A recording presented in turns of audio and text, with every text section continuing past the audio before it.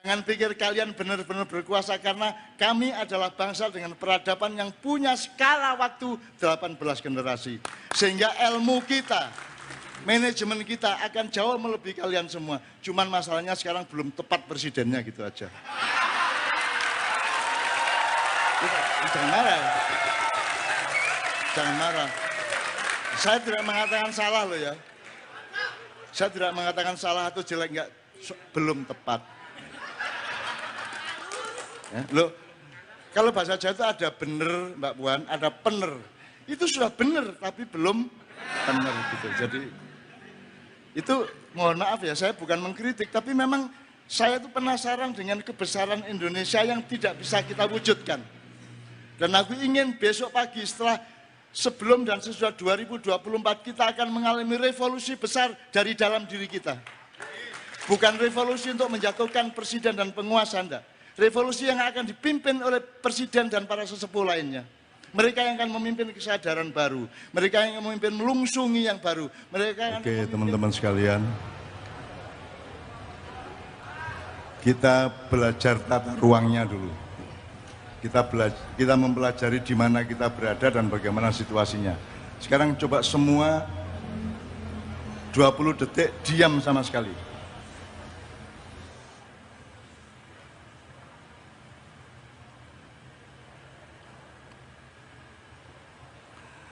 Ketika semua Anda diam, masih ada suara-suara ya, ada suara kipas angin, genset dan seterusnya. Berarti Anda diperlukan untuk ekstra konsentrasi, terutama di dalam mendengarkan apapun ya, karena ada saingan suara-suara yang lain, gitu ya, ada ses gitu ya. Jadi tolong kita agak ekstra perhatian ya satu sama lain ya, supaya malam ini kita mesra betul. Gitu. Yang kedua saya tanya, malam ini kita mau berdebat dan bermusuhan atau bekerja sama dan bermesraan? Kita mau bengkerengan atau mau gembira? Kita mau nangis-nangis, sambat-sambat, atau ketawa-ketawa dan saling membahagiakan satu sama lain? Kita ketawa. Jadi mau gembira ya? Berarti hatimu harus terbuka, harus punya rasa pengayoman, harus punya toleransi satu sama lain, harus jembar atau bahasa Jawanya nyegoro, harus menjadi samudra jiwamu gitu ya. Jadi itu perjanjian kita ya. Nah ini kan tadi sudah saya bilang, kalau saya masuk kandang banteng, apakah saya menjadi banteng? Apakah bantengnya menjadi saya? Tidak juga kan? Kan gitu kan Ibu ya? Masa Mbak Puan tadi banteng, ngawur ya kan ya. Ya. Jadi kalau saya masuk PDIP, meskipun yang mengundang itu Bu Mega pribadi dan juga sebagai tokoh nasional, apakah berarti saya pro PDI? Pro saya itu adalah pro kesejahteraan rakyat Indonesia. Jelas ya? Saya mau menemani PDIP atau siapapun kelompok lain sepanjang mereka berjuang untuk seluruh rakyat Indonesia. Jelas ya? Karena yang nomor satu di Indonesia ini masalahnya adalah cara berpikir. Cara berpikir, cara menginjakkan kaki, cara meletakkan diri di mana. Kalau itu salah, nanti saya akan jelaskan hubungannya dengan kebangsaan dan seterusnya. Tapi pokoknya saya ingin itu dulu. Menyepakati bahwa kita gembira loh ya. Nggak ada dengki ya. Nggak ada saingan ya. Nek saingan, aku kalah gandeng karo kowe. Ya. Gitu ya. Saya tidak bersaing dengan siapapun, bahkan saya bersedia kalah oleh siapapun, tidak apa-apa. Saya juga tidak tega untuk menang melawan siapapun karena tidak tega saya, mending kalah daripada menang. Tapi aku juga tidak mau kalah karena saya juga tidak mau menang dan seterusnya gitu ya. Oke, sekarang gini, saya akan membuka acara ini, nanti kita akan bicara bernyanyi bersama Mbak Puan dan semua teman-teman PDIP. Kalau panjenengan menghendaki siapa teman-teman PDIP yang maju lagi, sampai jauh saja gitu ya. Suruh saja ke sini gitu. Nah, gitu. Dan di PDIP saya kira ada mekanisme budaya dan sopan santun sedemikian rupa sehingga beliau akan menjalankannya dengan seksama. Sekarang saya akan membuka dengan satu nomor musik ya Kanjeng. Terus nanti ini ada dua bagian musik ini. Di bagian akhir nanti ada notasi lagu yang pakai saron. Notasi itu pokoknya lagu ya. Notasi itu adalah naik turunnya nada. Tolong diperhatikan notasi itu. Kalau ada yang bisa menebak itu lagu apa, meskipun tidak hafal syairnya tidak apa-apa. Kalau bisa menebak itu lagu apa, Anda saya kasih hadiah peci maia. Kalau kurang nanti kita mohon kepada Mbak Puan untuk ya gitu ya.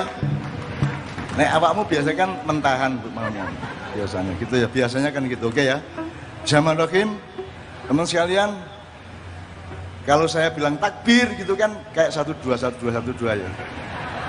Ini acara bukan acara di Samsu atau 234, juga bukan 212. Ini adalah acara hati nurani rakyat dan bangsa Indonesia. Jelas ya? Seluruhnya dengan seluruh keadilannya. Nanti kita jelaskan bersama soal SARA yang berhubungan dengan itu. Selama ini SARA itu disalah kaprai pemahamannya. Oke.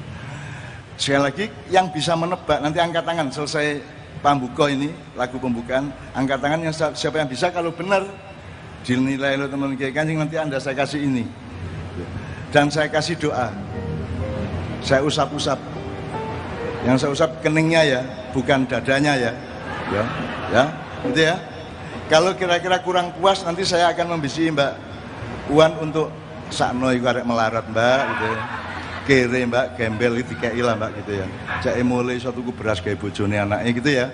Oke, teman sekalian, saya akan minta Anda takbir. Tapi bukan takbir sebagaimana yang sering takbir itu enggak. Coba perhatikan ya. Ada kalimat thayyibah, alhamdulillah, subhanallah, alhamdulillah, la ilaha illallah, Allahu akbar, terus termasuk astagfirullah dan seterusnya. Itu kan semua kalimat thayyibah. Ucapan seseorang sesudah mengalami sesuatu. Kalau Anda bilang alhamdulillah, alasannya apa? Karena Anda bersyukur mendapatkan sesuatu dari Allah gitu ya. Kalau Anda bilang astagfirullah kan harus ada alasannya apa? Oh, Anda sedang menyesali suatu perbuatan sehingga Anda memohon ampun kepada Allah. Kalau Anda bilang Allahu akbar itu biasanya alasannya apa? Saking mendalamnya makna Allah dalam diri kita, maka kita mengucapkan Allahu akbar karena kagum kepada kebesaran Allah. Tapi Allahu akbar yang tepat itu bagaimana? Gerak badannya, tangannya gimana? Menurut Anda? Allahu akbar cocok enggak? Ini nantang gelut aja apa ini? Allah mengajarkan bagaimana? Allahu akbar. Jadi Allahu akbar itu adalah kesadaran ke dalam dirimu. Anda mendalami betapa kagumnya engkau kepada Allah dan ciptaannya, sehingga engkau memasukkan kata Allahu akbar itu ke dalam jiwamu. Jadi makanya Allahu akbar. Bukan Allahu akbar, enggak gitu. Tapi Allah sudah mengajarkan. Sholat itu yang bikin siapa tuh? Yang ngarang siapa? Allah sendiri. Melalui malaikat Jibril ditransfer ke Nabi Muhammad terus ke Anda semua. Itu jadi itu hak ciptanya Allah. Allahu akbar. Terus nanti Allahu akbar, sami Allahu liman hamidah, itu semua Allah yang bikin, bukan manusia. Maka Allahu akbar yang cocok itu bukan Allahu akbar, tapi Allahu akbar. Benar nggak Mas? Kontemplatif, merenung. Itu bukan orang nantang-nantang, bukan orang pamer-pamer, bukan orang sombong-sombong, tapi kita sedang menyadari dan sedang merenungi betapa dahsyatnya karya-karya Allah dan rahmatnya kepada kita semua gitu ya. Coba sekarang kalau saya bilang takbir terus Allahu akbar gitu ya Mas ya, supaya agak beda sedikit supaya Anda tidak dituduh 212 ya. Takbir Allah ya. Jadi takbir adalah perjalanan renungan ke dalam jiwamu, bukan pamer kepada orang lain dan bukan ancaman kepada siapapun saja. Karena selama ini Allahu akbar itu agak banyak orang merasa terancam, betul enggak? Allahu akbar bukan alat untuk mengancam orang, tapi untuk menyadari betapa dahsyatnya Allah, dan kesadaran itu letaknya jalan, makanya geraknya adalah Allahu akbar gitu ya. Oke, bismillah, sekarang kita buka, nanti bagian terakhir lagunya tolong tebak, nanti ada hadiahnya. Saya akan merayu Mbak Puan untuk menyempurnakan hadiahnya, untuk supaya pantas hadiahnya. Nah, ini gak pantas lah, tapi aku ini kita ya. Saya akan sematkan langsung ke kepala Anda, gitu ya. Yo, teman sekalian, bismillahirrahmanirrahim. PDIP tidak terima disangka tidak bisa baca Quran. Kita buktikan, ya toh? Ya toh? Betul Ustaz? Siap, insya Allah. Anas. Siap. Mulai sekarang? Ya, antum. A'udzubillahi minasyaitonirrajim. Bismillahirrahmanirrahim. Qul a'udzu birabbin nas, malikin nas, ilahin nas, min syarril waswasil khannas, alladzi yuwaswisu fi sudurin nas, minal jinnati wan nas. Sadaqallahul azim. Mbak Puan, teman-teman semua, saya mohon maaf karena saya belok ke Anas ini. Gini masalahnya soal PDI pengayoman. Nanti saya cerita macam-macam soal itu ya. Di surat itu ada Allah menyebut dirinya dengan 3 karakter. 1, kul, katakanlah a'udzu bi rabbin nas. Yang kedua, malikin nas. Ketiga, ilah. Itu ada 3 level fungsi dan eksistensi. Jadi yang nomor 1 apa? Rabbin nas. Baru malikin nas, baru. Jadi gampangnya gini, kalau Anda jadi dandim, kalau Anda jadi pejabat, kalau Anda jadi nomor 1 itu pengayoman. Rabbun dulu, rububiyah dulu. Kulang untuk birabbin nas dulu. Kalau nanti ngeyel yang kamu ayom itu, tunjukkan aku ini pejabat, aku ini malikin nas, gitu loh. Gitu loh. Aku ini malikin nas, aku ini punya otoritas sah konstitusional. Kalau masih ngeyel bilang ilahin nas, tak tempilin kan gue. Gitu ya. Nah, teman sekalian, ini ada urut-urutan seperti itu di Al-Qur'an. Coba sekarang ingin saya bagi 3. Mbak-mbak, kelompok 1, yang tengah kelompok 2, mulai yang ke sini kelompok 3 ya.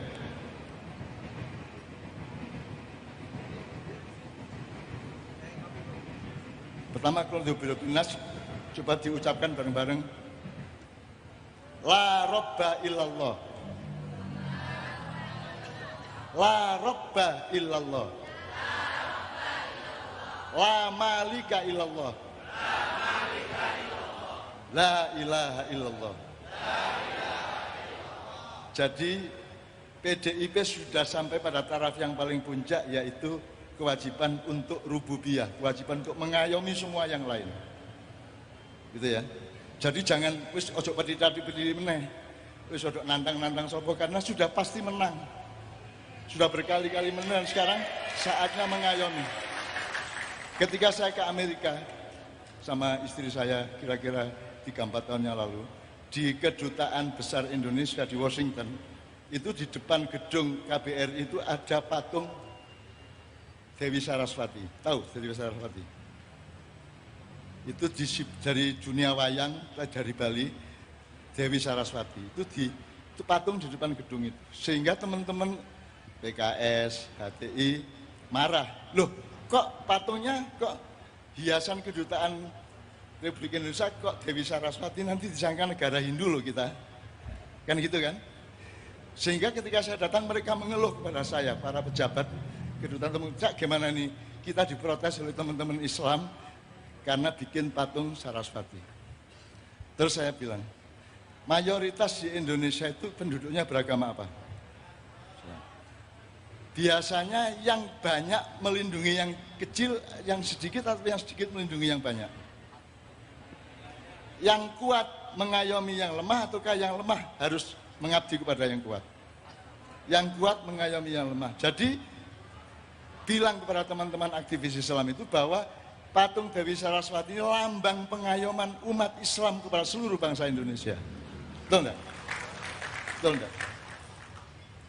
Itu salah satu cerita.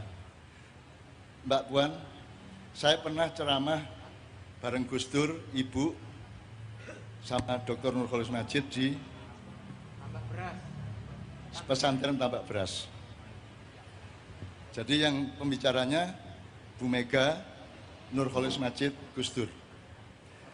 Saya diundang juga tapi telat datang, dan ketika saya datang ada rombongan tentara, 1 peleton tentara datang untuk ngerebek dan membubarkan acara itu. Maka teman-teman Banser, Ansor, Allahu Akbar, mencoba menghalangi. Itu zaman Orba ya, jadi yang berkuasa bukan Polri tapi TNI gitu ya. Mereka Allahu Akbar melawan penggerbekan ini, kemudian saya lari, saya bilang, sebentar, kasih waktu 3 menit, tidak usah Allahu Akbar dulu. Nanti dulu aja, sabar dulu, biar saya urus dulu tentaranya. Akhirnya komandan yang datang itu saya rangkul, saya seret ke bawah pohon, kemudian saya tanya, sampean disuruh membubarkan acara? Iya. Oke, kalau gitu saya antarkan ke podium, sampean umumkan bahwa acara dibubarkan, supaya sampean tidak salah. Berarti nanti komandan sampean akan tidak dihukum apapun karena sudah membubarkan acara. Akhirnya si komandan tentara ini saya ajak naik panggung. Bapak-bapak, ini ada pengumuman sebentar, tolong didengarkan. Terus dia membaca surat keputusan Kodim bersama Polres dan Pemda Bupati Jombang. Acara dibubarkan toh. Dah. Terus Pak, setelah dia baca, sampai tunggu di pintu, nanti saya ke sana. Terus saya naik podium, saudara-saudara, Bapak, acara seminar di Tambak Beras sudah dibubarkan oleh pihak pemerintah. Mari kita baca hamdalah, alhamdulillahirabbil alamin, gitu kan? Nah, sekarang mari kita bikin acara yang baru, basmalah, bismillahirrahmanirrahim. Ya. Terus saya teriak, Gus Dur, acara yang baru ini namanya apa? Kan tadi seminar, terus Gus Dur teriak, Mau'idhah Hasanah. Nah, sejak hari itulah kata Mau'idhah Hasanah terkenal seluruh Indonesia. Mau'idhah Hasanah, ya. Terus, oke, saudara, mari kita mulai acara Mau'idhah Hasanah di siang hari ini dengan bacaan basmalah, bismillahirrahmanirrahim. Saya persilakan pembicara pertama, Bapak Profesor Dr. Nurholis Majid untuk maju ke depan. Terus Cak Nur ceramah lagi. Sebab ketika dibubarkan tadi Cak Nur sedang ceramah. Jadi tidak ada masalah yang ruwet-ruwet. Ya toh? Bubar, ayo bubar, tapi nggak meneh. Kita ini mental kaki 5. Digusur, bikin lagi, digusur, bikin lagi. Dan itu pidatonya Bapak. Bangsa Indonesia adalah bangsa yang hancur, bangun lagi, dihancurkan, bangun lagi. Gitu. Itu Bung Karno. Kita pedagang kaki 5, gusur, jalan lagi. Ya, akhirnya acara berlangsung. Dan itu kemudian saya temui komandan tentara ini dan saya interview dia. Anaknya berapa, istrinya dari mana. Jadi akhirnya saya wawancara kepada tentara tentang kemanusiaannya, tentang budayanya, dan seterusnya. Dan itu namanya pengayoman. Dan tentara itu senang sekali saya tanya-tanya tentang istrinya. Karena Komandan Kodim tidak pernah tanya mengenai anak dan istrinya. Kan gitu kan. Jadi Mbak Puan, tolong temukan cara-cara untuk mengayomi rakyat. Bermacam-macam cara untuk mengayomi semua pihak di Indonesia. Terserah mereka gimana, pokoknya Anda mengayomi terus. Ini sudah saatnya PDIP menjadi Nyai Madodera. Nyai Madodera itu bahasa Ternate. Kalau di Keraton Solo Jogja kan ada gelar misalnya Kanjeng Raden Tumenggung. Nah, kalau di Kerajaan Ternate itu ada gelar yang bunyinya Nyai Madodera. Nyai Madodera itu artinya pohon rindang, tempat burung-burung berteduh ketika senja hari. Dan Mbak Puan, sekarang ini Indonesia sudah memasuki sore hari, senja menjelang. Maka burung-burung akan berdatangan ke PDIP untuk minta pengayoman dan perlindungan. Gitu kan? Nah, terus ada, mungkin Mbak Puan sendiri belum pernah mendengar atau mungkin sudah ya. Jadi ketika dulu PDI, belum PDIP ya, sehingga kemudian lahir PDIP, itu kan ketuanya Pak Suryadi dulu. Kemudian ada kongres luar biasa di Surabaya, di Wisma Haji. Ya. Terus saya bersimpati kepada Bu Mega supaya dia nanti memimpin PDI, sehingga saya ke Surabaya bertiga. Gus Dur, Eros Jarot sama saya. Kami nginep di sebuah hotel untuk support Bu Mega. Nah, cara supportnya namanya juga saya orang Jombang ya. Tak cariin jimat ke Madura.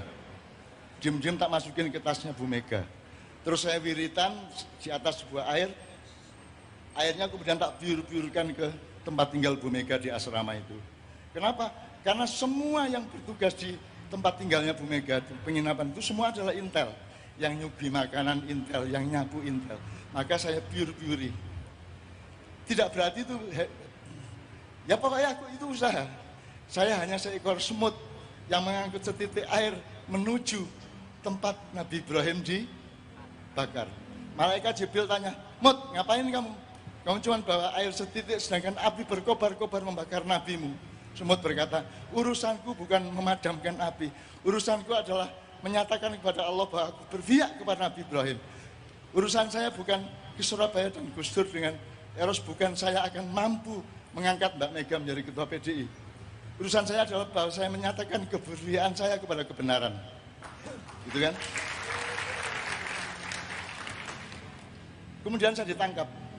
Jadi di tengah KLB itu saya tidak sengaja ikut orasi. Saudara-saudara sebangsa dan setanah air, ya. Begitu saya selesai, saya diseret oleh tentara 3 orang.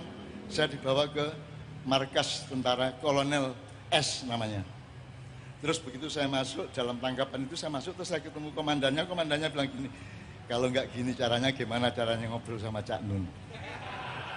Asu bajingan, saya bilang gitu ya. Ternyata bukan nangkap saya, tapi ingin ngobrol sama saya. Karena saya pernah menolong kakaknya, saya pernah menolong bapaknya di riwayat sebelumnya gitu ya. Saya pernah sangat berbuat baik kepada keluarga mereka dan seterusnya. Terus dia ingin menyatakan terima kasih dengan cara menangkap saya. Jadi saya itu demi lahirnya PDIP, itu saya ditangkap tentara, Mbak.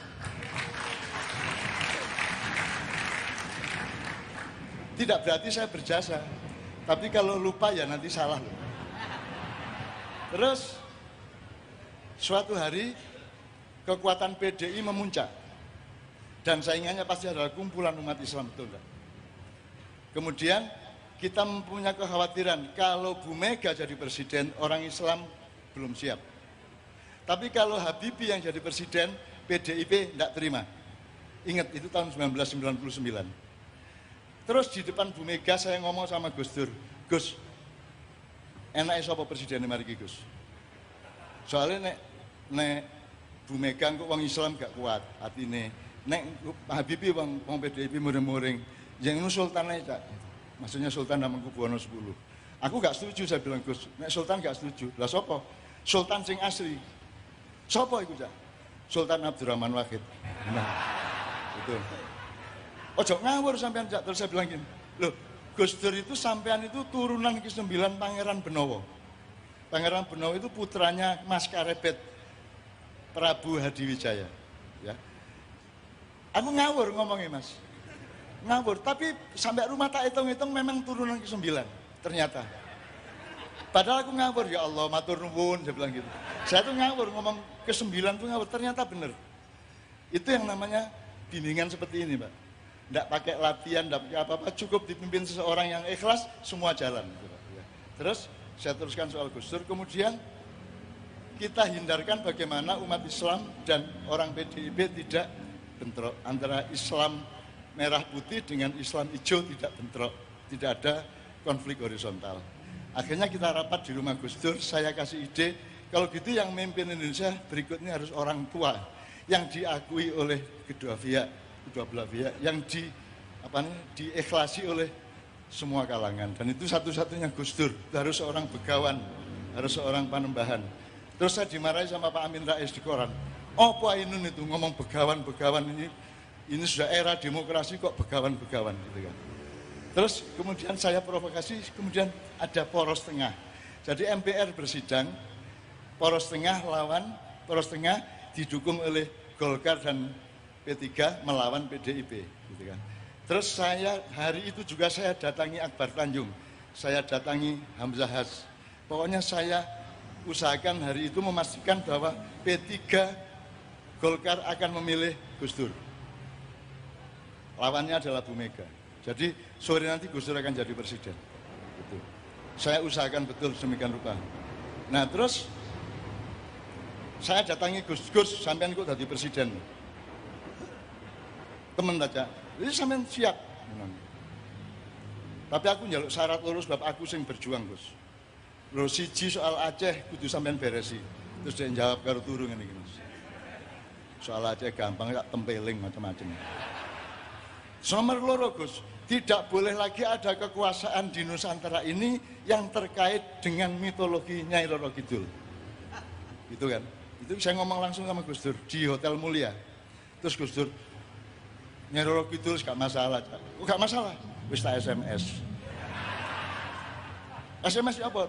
Tak kongkon jilbaban. Gelem. Jadi Nyai Roro Kidul itu sekarang pakai jilbab. Gus Dur itu gitu. Jadi kemudian sorenya jam 5 sore kira-kira beliau sah menjadi presiden gitu ya. Dan kelak ketika beliau jatuh oleh impeachmentnya Pak Amin Rais dan seterusnya, aku yang evakuasi jam 8 pagi di istana dan seterusnya. Ceritanya banyak. Pokoknya intinya adalah bahwa bangsa kita ini sekarang eranya adalah butuh pengayoman, Bu. Butuh orang tua. Maka PDIP jadilah pengayom bangsa Indonesia. Jadi bersikap sebagai orang tua, begawan, punokawan, panembahan, syekh, maulana, atau apapun idiomnya. Pokoknya bersikap ngalah dan gendong. Jadi kayak di Washington tadi, itu di kedutaan yang menonjolkan Saraswati, patung Saraswati. Sekarang kalau Anda ibu gendong bayi, gini ya, itu yang menonjol ibu apa bayinya? Yang kelihatan dari depan bayinya kan. Nah, itu namanya pengayoman. Jadi di kedutaan itu yang di depan itu adalah bayinya. Orang Hindu dilindungi oleh orang Islam. Itu kalau mengerti pengayoman seperti itu. Jadi teman sekalian, itu tadi terjemahan atau ilustrasi dari apa yang disebut Qul a'udzu birabbin nas, malikin nas, ilahin nas ya. Jadi sekarang PDIP adalah wiritannya Qul a'udzu birabbin nas, betul-betul mengayomi semuanya gitu ya. Saya termasuk butuh diayomi, Bu. Saya rakyat kecil, saya ini ekonomi lemah. Sebagai orang Islam cocoknya paling pol itu jadi mudin. Pasti tidak mungkin saya jadi kepala KUA apalagi menteri agama ya. Saya pol jadi mudin, ngimami sholat juga tidak begitu bisa, mimpin tahlil tidak apal. Jadi saya itu tidak punya kompetensi Islam. Secara ilmu saya juga sekolah jebol. Saya bukan sarjana, saya tidak punya keahlian apapun. Ya. Jadi di segala hal saya tidak punya ekspertasi dan kompetensi apapun. Karena saya dengan kiai ini orang kecil, orang lemah, orang bisanya ya pakai musik ini. Pakai musik ini, Bu, kita cari Indonesia, kita membangun Indonesia sebisa-bisanya gitu ya. Makanya nanti kita kasih contoh-contoh. Jadi sekarang saya minta teman-teman menyiapkan medley era. Joget lagi ya.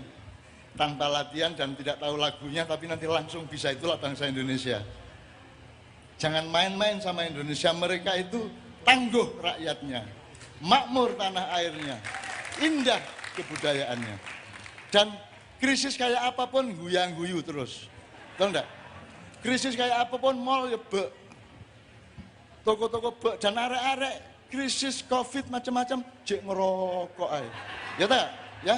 Indonesia itu bangsa ajaib. Bangsa yang tidak bisa disaingi oleh bangsa Amerika, Korea, Jepang, Cina. Karena bangsa Indonesia mampu bahagia tanpa alat. Melarat tapi bahagia, kata Lapo ya. Ya, tidak harus kaya kok. Tidak harus jadi ketua DPR untuk bahagia. Jadi tidak jadi apa-apa bisa bahagia, betul nggak Mas? Kita itu bangsa dahsyat, kita itu bangsa yang dirahmati Allah. Karena dulu ada 1000 malaikat dipimpin oleh malaikat Jibril menumpahkan air berkah ke tanah Indonesia sehingga air dari surga itu melimpah di Indonesia sehingga sekarang tanah Indonesia itu 2/3 adalah lautan. Makanya yang berkuasa adalah Menteri Kemaritiman, gitu ya, dan seterusnya ya. Sekali lagi tepuk tangan untuk Mbak Puan. Mbak Puan, saya sama beliau kan ketemu baru sekarang. Dan dari kejauhan kan kita juga melakukan sawang sinawang ya. Ngeliat-ngeliat, terus ngukur-ngukur, mengira-ira gitu ya. Dan saya menemukan malah Mbak Puan ini jauh lebih dewasa daripada yang saya sangka. Jauh lebih tajam pikirannya daripada saya sangka. Dan jauh lebih sareh atau lebih bijaksana dibanding yang saya duga-duga gitu. Jadi saya bersyukur. Dan yang paling saya kagumi pada malam ini sebenarnya acara ini berlangsung karena kebesaran jiwanya Bu Mega. Betul enggak? Anda tahu kan sekarang ini kan ada alat untuk memecah belah yang sangat efektif yang namanya medsos, YouTube dan seterusnya. Saya kan dipermusuhkan, diadu domba sama Bu Mega, kadang-kadang sama Habib Rizik, kadang-kadang sama Habib Bahar, kadang-kadang Bukaru Sopoai. Sama setan saya tidak pernah dipermusuhkan, padahal saya musuhan benar sama setan. Gitu. Saya dipermusuhkan dengan orang-orang yang sebenarnya saya sayangi dan saya cintai. Dan Bu Mega tidak terpengaruh sedikit pun oleh permusuhan itu. Bu Mega tidak punya rasa marah kepada saya, benci kepada saya, bahkan ngoyak terus. Beliau yang ndawuhi saya, Cak Mbok datang 3 tahun. Beliau juga pernah datang ke Markas Maya untuk menyampaikan hajatnya Bu Mega. Pak Idam Samawi juga menyampaikan.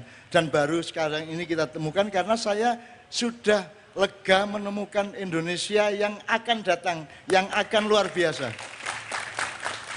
Jadi saya itu tiap malam minta mimpi kepada Allah, minta dikasih petunjuk. Dan seminggu yang lalu sebelum saya menyusun konsep-konsep untuk malam hari ini, saya itu dikasih mimpi oleh Allah.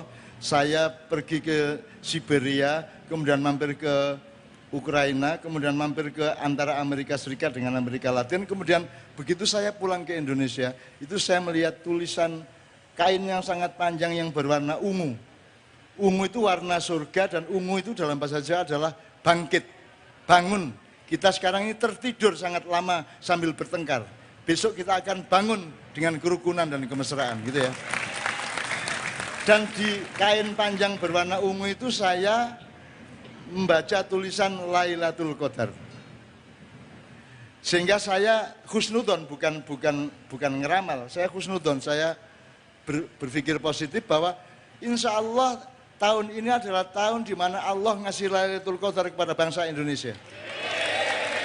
Akan terjadi putaran zaman yang tidak Anda duga-duga. Akan terjadi perubahan-perubahan yang Anda tidak perhitungkan. Dan itu kita harus antisipasi bahwa perubahan itu kalau terjadi harus menjadi lebih baik dari yang kemarin. Harus lebih baik dari segala hal, gitu ya. Dan saya senang sekali mendengarkan jawaban Mbak Puan tadi, luar biasa menurut saya. Artinya saya enggak pernah berpikir Mbak Puan akan menjawab seperti itu, gitu loh. Dia artinya kalau nggak pernah ketemu nggak tahu Mbak Puan. Ya. Jadi harus sering-sering ketemu. Ya tapi kan ketemu. denger lah ya. Ya kan mana berani kalau belum jelas PDI adalah pengayoman. Kalau sudah pengayoman saya masuk sini. Gitu. Kemarin kan masih perjuangan, aku ini kok berjuang, aku dikenek ini, lah kata lapor gitu. Jadi saya takut, begitu saya dapat informasi dari Allah bahwa PDI itu sekarang PDI pengayoman, maka saya saya datang ke kebagusan, saya datang ke Langit Agung. Cuman saking semangatnya saya sampai jalan-jalan dan di YouTube dan siaran langsung itu saya kelihatan ngos-ngosan. Sehingga saya kemudian dikritik oleh banyak netizen dan saya dapat WA, Cak santai aja ngerokok dulu. Gitu. Terus ya kan tidak mungkin bisa merokok di sini dan ini saya agak memang saya itu kalau tidak ngerokok, saya itu pekewo sama Allah. Allah itu menciptakan tembakau, terus diapain?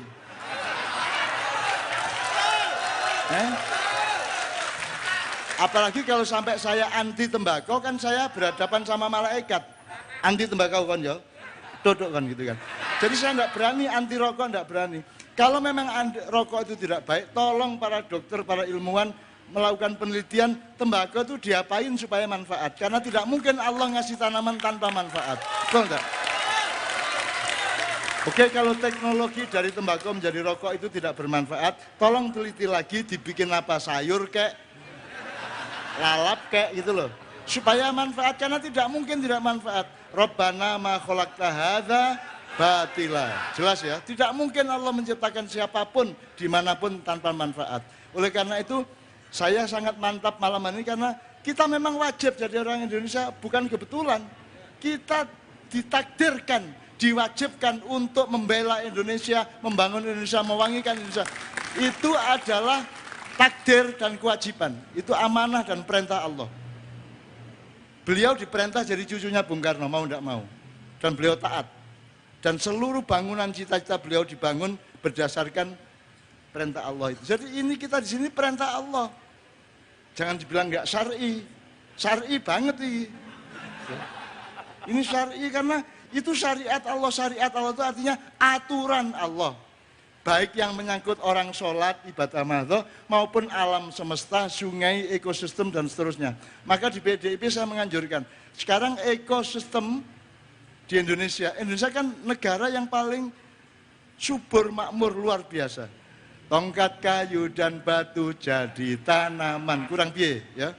Dan tidak ada di seluruh dunia, hanya Indonesia yang sesubur itu, semakmur itu, dan rempah-rempahnya tidak terbatas. Betul enggak? Covid sebenarnya kalah sama rempah-rempah. Kalau Anda melihat kurva atau grafik keterpaparan Covid di Indonesia dengan di negara lain, Anda akan kagum.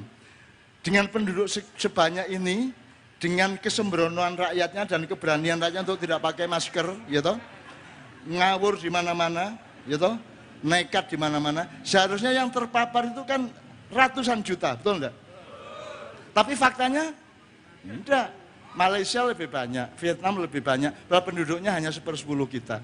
Jadi kita ini bangsa yang dahsyat, bangsa yang top. Tolong setiap pemimpin menyadari itu dan berangkat mensyukuri masa depan Indonesia dengan kesadaran bahwa Indonesia adalah bangsa istimewa. Tanahnya istimewa, tanamannya istimewa, rempah-rempahnya istimewa, mentalnya istimewa. Gitu. Nggak bisa dibikin sedih, Bu. Mbak Puan, ini nggak bisa sedih. Sudah jelas nggak bisa makan, sudah jelas jualannya nggak laku, sudah jelas susah di rumah terus, dihilang-dilung sampai ngiler. Tapi yang guyang-guyu, Bu. Cek cengenges saya, ketepuk aku cek ngerokok aja, gitu. Bangsa Indonesia kok, gitu. Bangsa yang tidak tertandingi, tidak tertandingi. Kalau orang Amerika mengalami kayak Anda, modern. Orang Jepang, orang Cina mengalami kayak Anda, modern. Tapi kita tidak. Kita tetap bangkit. Kita punya Bung Karno di dalam jiwa kita, gitu kan? Saya tidak mengatakan Bung Karno itu nabi apa enggak, tapi pokoknya kan faktanya kita itu punya Bung Karno, gitu ya. Dan nyun sewu yang mohon maaf ini Bu, yang Anda Mbak ya, aduh sepuran ya. Tapi jangan khawatir Mbak Puan, saya ini justru merasa lega karena dipanggil Mbah. Saya ini gelar saya Mbah, bukan profesor, bukan doktor, bukan menteri, bukan kiai, bukan habib, bukan gus. Saya ini Mbah. Dan saya seneng meskipun mangkel. Senengnya karena itu gelar yang paling dahsyat. Kalau gini, kalau saya mbahmu, apakah saya harus pinter? Kalau saya tidak pinter, kamu pecat sebagai mbah enggak? Gitu? Kalau saya tidak kaya, tetap mbahmu. Jadi tidak ada persyaratan-persyaratan keduniaan untuk seorang mbah. Yang penting aku mencintaimu dan kamu mencintaiku. Gitu aja. Jadi mbah itu hanya cinta. Itu yang namanya ekonomi keluarga Bung Hatta dulu, supaya kita itu punya jiwa kekeluargaan. Supaya mbah itu luar biasa. Yang orang Jawa ngerti ya, bahwa Mas Joko kelingan ya. Di Jawa itu Mbak Puan, ada namanya mbah itu sampai 18 tingkat. Ya. Mbah, ya. Mbah, Buyut, Canggah, Wareng, Udek-udek, Gantung Siwur, Grupak Sente, Debok Bosok, Gali Asem, Grupak Waton, Cendeng, Giyeng, Cumpleng, Ampleng, Menyaman, Menyo-menyo, dan ke-18 Trah Tumerah. Jangan ketawa. Kalau sebuah bangsa memiliki kesadaran sejarah sampai 18 tingkat. Bung Karno mengatakan jas merah. Dan kita ingat sejarah itu sampai 18 generasi. Betul enggak? Wahai Amerika, wahai Rusia, wahai semua negara-negara yang merasa kuat dan adikuasa, jangan pikir kalian benar-benar berkuasa, karena kami adalah bangsa dengan peradaban yang punya skala waktu 18 generasi. Sehingga ilmu kita, manajemen kita akan jauh melebihi kalian semua. Cuman masalahnya sekarang belum tepat presidennya, gitu aja. Jangan marah. Jangan marah. Saya tidak mengatakan salah loh ya. Saya tidak mengatakan salah atau jelek, enggak, belum tepat. Ya, loh, kalau bahasa Jawa itu ada bener Mbak Puan, ada pener. Itu sudah bener tapi belum bener gitu. Jadi itu mohon maaf ya, saya bukan mengkritik, tapi memang saya itu penasaran dengan kebesaran Indonesia yang tidak bisa kita wujudkan. Dan aku ingin besok pagi setelah sebelum dan sesudah 2024 kita akan mengalami revolusi besar dari dalam diri kita.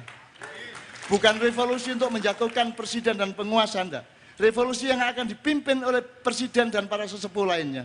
Mereka yang akan memimpin kesadaran baru, mereka yang akan memimpin melungsungi yang baru, mereka yang akan memimpin kelahiran kembali bangsa Indonesia dengan kesadaran sebagaimana Mbak Puan tadi sudah ungkapkan panjang lebar. Dan itu akan terjadi siklus itu. Saya tidak meramal, tapi akan terjadi siklus itu. Akan kabul doamu malam hari ini. Amin ya rabbal alamin itu ya. Jadi konco-konco, saya dikritik tadi karena di YouTube saya kelihatan ngos-ngosan. Terus saya disarankan merokok tadi, cuman sampai sekarang saya belum dapat izin dari sebelah kanan saya. Gitu. Sudah dari tadi tak gini-giniin enggak. Wis tak cekel-cekel enggak. Oh alah. Wis ngene aku. Ini arek-arek los ngono.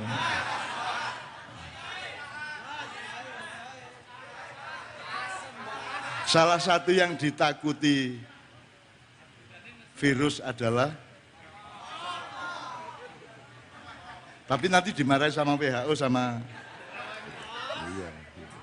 enggak, maksud saya, semua itu kan ada konteksnya, ada nawaitunya gitu loh. Anda rabi dengan rabi beda, ada rabi mergo nafsu, ada rabi mergo kesejahteraan cita-cita keluarga. Kan sekarang ngerokok untuk apa, ngerokok karena apa, dengan niat apa, dalam konteks apa, kan ya duru ala illatihi kalau kata usul fikih kan gitu kan. Jadi semua yang saya katakan itu kan tolong lihat asal usulnya. Misalnya kalau di maknya kan meso boleh enggak? Iki Mbak senengannya meso. Nah, terus aku ngomong diancuk seweneng ini. Dua bal, wow gitu. Terus saya bilang, meso itu kan spontanitas alamiah dari setiap orang yang merasakan sesuatu yang menggelisahkan. Misalnya, aduh gitu ya, cok gitu kan. Yang enggak boleh itu misui. Ya, kalau misui itu peristiwa sosial, kalau miso itu peristiwa subjektif individual. Jadi misalnya ngeden, ngising, enggak apa-apa di WC-nya sendiri, tapi nek kon ono daya terus kon ngono, itu berarti menghina tamumu kan gitu kan. Ya, jadi di Ma'iyah kita terangkan semua peta titik-titik titik-titik ilmu dengan proporsinya masing-masing. Kita harus lengkap. Saya sama Bu Mega dipermusuhkan. Bu Mega tidak sedikit pun terpengaruh dan Bu Mega tetap meminta saya datang ke sini. Dan sekarang dipertemukan dengan putrinya. Coba. Kok sekarang kok ketemunya?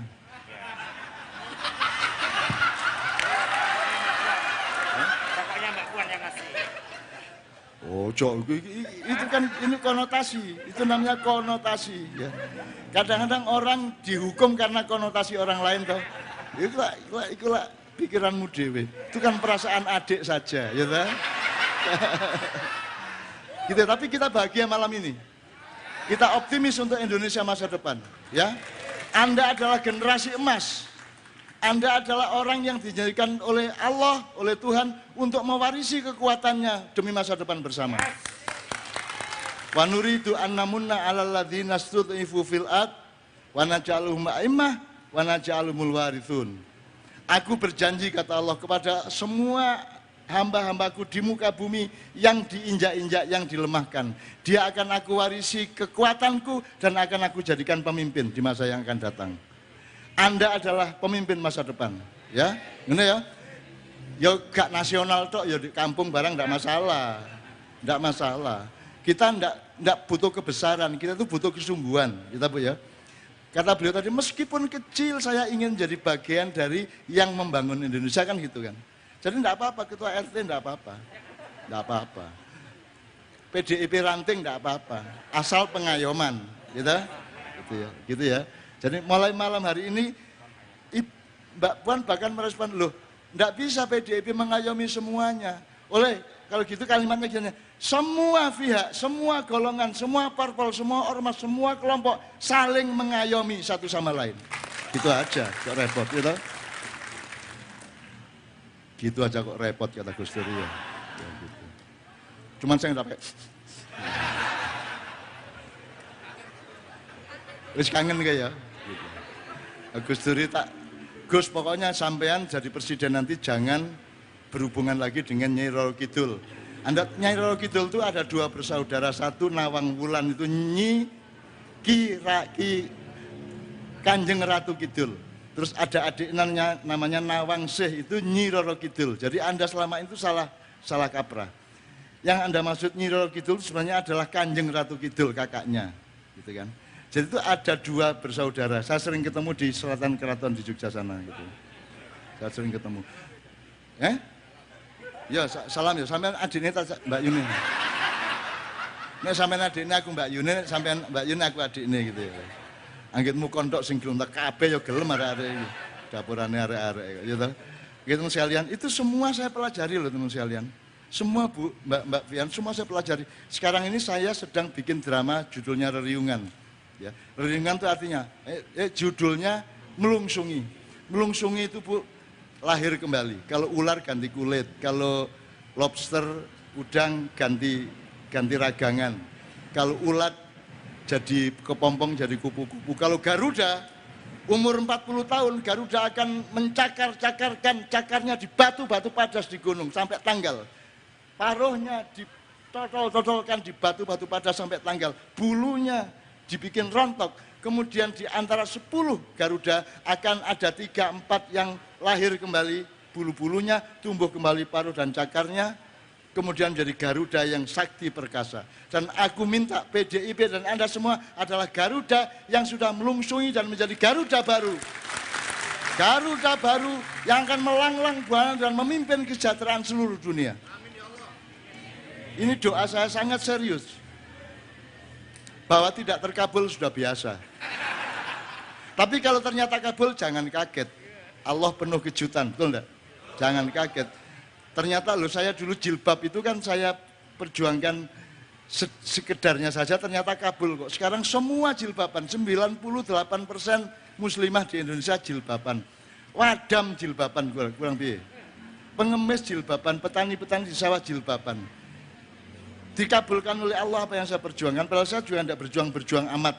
Tidak sampai ngoyo-ngoyo ya tidak. Pokoknya menyadarkan saja bahwa wanita itu boleh memilih apa yang nyaman untuk dia, termasuk jilbab gitu tok gitu. Ternyata dikabulkan oleh Allah, meskipun saya tidak dapat royalti dari toko-toko penjual jilbab gitu ya.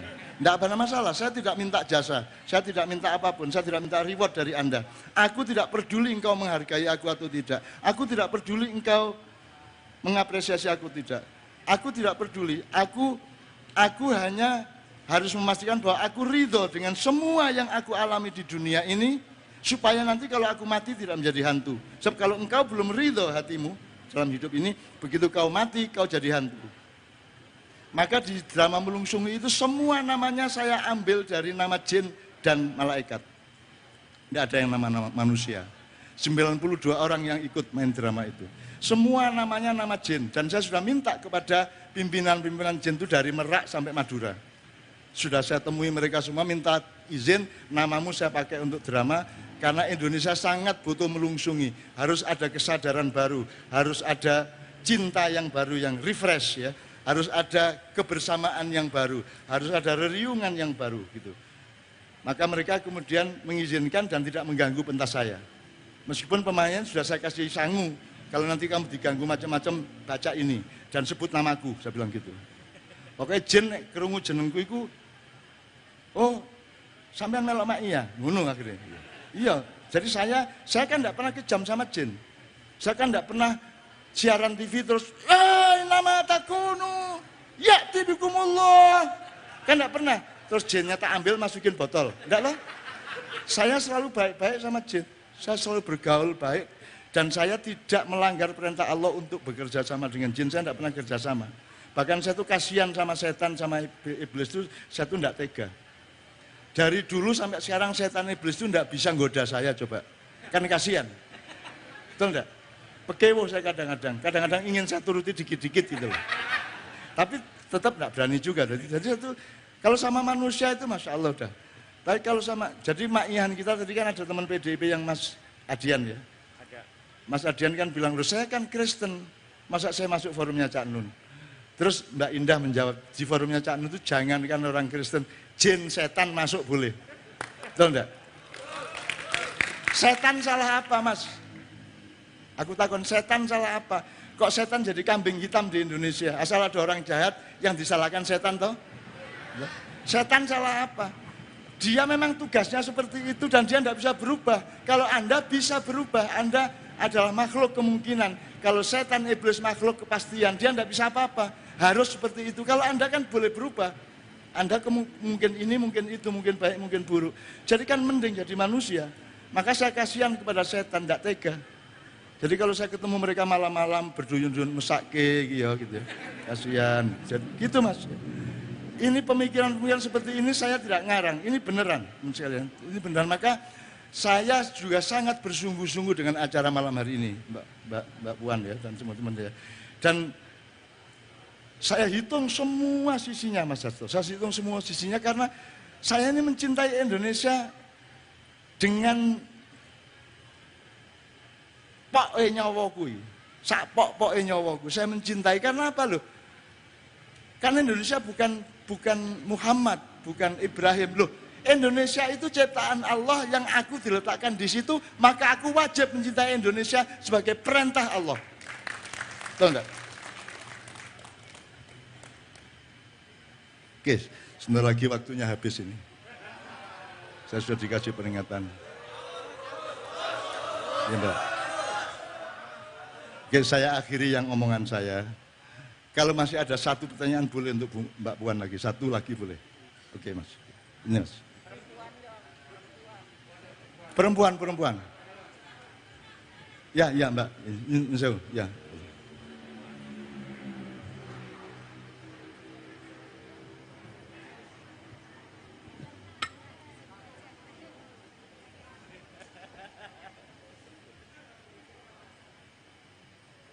Assalamualaikum warahmatullahi wabarakatuh. Merdeka! Terima kasih atas waktunya yang diberikan kepada saya.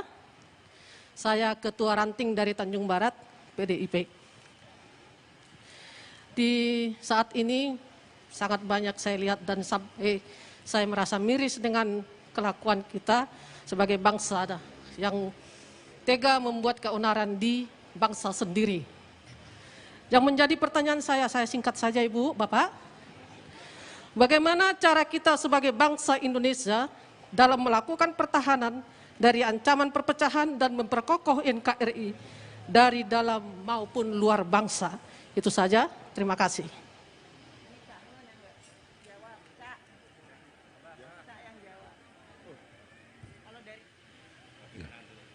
Saya yang jawab ini dari PDI Perjuangan untuk PDI Perjuangan. Jadi Cak Non yang jawab. Pertanyaannya apa tadi? Pertanyaannya adalah bagaimana cara kita membuat pertahanan dari ancaman-ancaman persatuan. Ancaman internal kan, kita sendiri kan yang rewel, kita sendiri tidak ikhlas kan. Kita itu tidak ikhlas satu sama lain, betul enggak? Kita itu distrust satu sama lain, cemburu satu sama lain, iri, dengki satu sama lain, benar enggak? Itu bisa antar orang, antar golongan gitu kan. Sehingga kalau ada orang menang, luar biasa mangkelnya, kan gitu kan seterusnya ya. Jadi itu soal kepemimpinan. Maka hati-hati milih pemimpin berikutnya. Diamati betul, dirasakan betul pemimpin berikutnya gitu ya. Itu soal kepemimpinan. Harus ada, itu cukup satu orang kok yang memberi contoh, yang menjadi kepala ular, kepala naga ini satu orang aja. Yang nanti kepalanya kemana semua badan dan ekornya akan ikut. Jadi menurut saya itu soal keteladanan seorang pemimpin gitu Mbak. Jadi pemimpin yang bukan hanya pinter tapi juga baik, bijaksana, sabar dan lengkap. Namanya juga pemimpin harus lengkap, kan gitu. Dan Mbak Puan tadi menunjukkan bahwa dia punya kelengkapan seperti itu. Ya, tinggal dikembangkan dan dimatangkan kan begitu. Jadi menurut saya itu Mbak, mau diapain? Wong sekarang dikasih tahu yang benar nggak mau. Gitu. Apakah orang Indonesia bodoh? Enggak. Apakah orang Indonesia enggak tahu? Mereka memang enggak, bukan enggak tahu, mereka itu enggak mau tahu toh. Dalam banyak enggak mau tahu, bukan enggak tahu. Jadi kadang-kadang kita tuh bukan bodoh tapi jahat. Nah makanya supaya kita tidak jahat satu sama lain, dibutuhkan pengayoman seorang pemimpin yang mengamankan semua pihak. Ya. Dan itu sudah ada di Indonesia. Sudah ada, sudah dikasih oleh Allah di tengah-tengah bangsa Indonesia. Orang yang menjadi orang tua dari semua orang, orang yang mengayomi semua orang yang bikin setiap pihak itu aman, dilindungi. Dan itu ada, makanya di Indonesia kan ada pawang, ada Panembahan, ada Punokawan. Pawang itu apa, Mas? Kalau pakai ilmu barat, menaklukkan macan itu kan pakai lasso kayak, pakai karate kayak gitu ya. Kalau pakai ilmu timur mungkin pakai dikasih makan dulu, dirayu, terus baru ditali gitu ya. Kalau pawang enggak. Kalau orang timur bisa menjadi pawang, pawang itu pokoknya macan itu kalau ada pawang dia langsung jinak, ikut. Nah kita butuh manusia pawang di Indonesia, dan sudah ada manusia pawang di Indonesia. Tinggal engkau ikhlas apa tidak menerimanya. Sekarang pertanyaannya adalah, apakah engkau benar-benar mau berjaya dan bangkit kembali sebagai bangsa Indonesia yang sejati? Bukan bangsa Indonesia yang dihapusi Belanda, dihapusi Cina, dihapusi Amerika, dihapusi Israel. Disuruh pindah-pindah ibu kota oleh orang lain. Ya.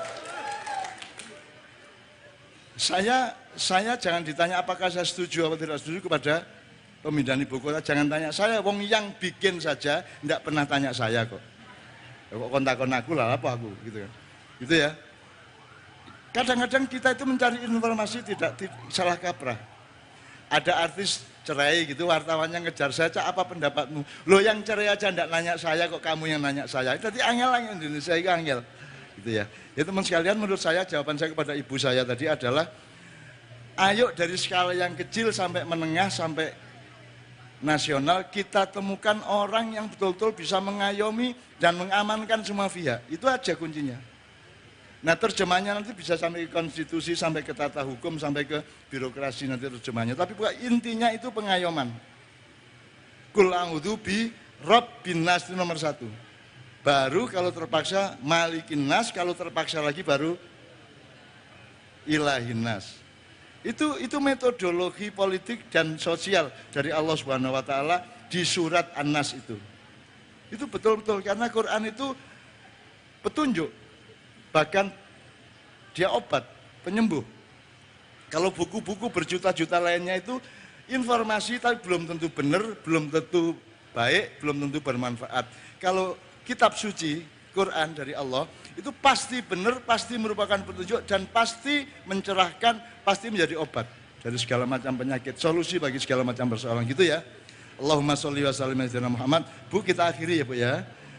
Kita semua tepuk tangan untuk Mbak Puan. Kita doakan Tuhan membimbingnya sampai ke tempat yang terbaik untuk beliau maupun bagi Allah sendiri dan bagi bangsa Indonesia gitu ya. Aku gak usah kok dangano gak apa-apa, sing ngene iki aku wis. Aku iki sing ngene iki. Saya itu paling bawah, jadi Anda tidak bisa menjatuhkan saya. Gitu? Tidak mungkin Anda bisa menjatuhkan saya karena saya sudah di bawah kok. Kok tiba nang di meneh aku iki. Kecuali kalau lebokno jumbleng gitu kan. Nah kalau Mbak Puan kan di atas, bisa dijatuhkan. Makanya kita doakan jangan berani-berani punya niat untuk menjatuhkan Mbak Puan gitu ya. Tapi kalau saya tidak bisa dijatuhkan bukan karena saya hebat, karena saya sudah di sini, dijatuhkan kemana lagi saya. Saya sudah terpojok, mau disorong kemana lagi, didesak kemana lagi kan gitu ya Mas ya. Nah Anda di mana? Anda di bawah apa di tengah apa di atas? Bawah atau? Beruntunglah orang-orang yang berada di bawah karena tidak bisa jatuh lagi. Tidak bisa lebih rendah lagi, betul tidak? Fatu balil ghoroba, kata Rasulullah SAW gitu ya. Oke, sekarang kita akhiri dengan satu nomor bersama-sama yang kita nyanyikan apa ya? Sholawat enggak apa-apa.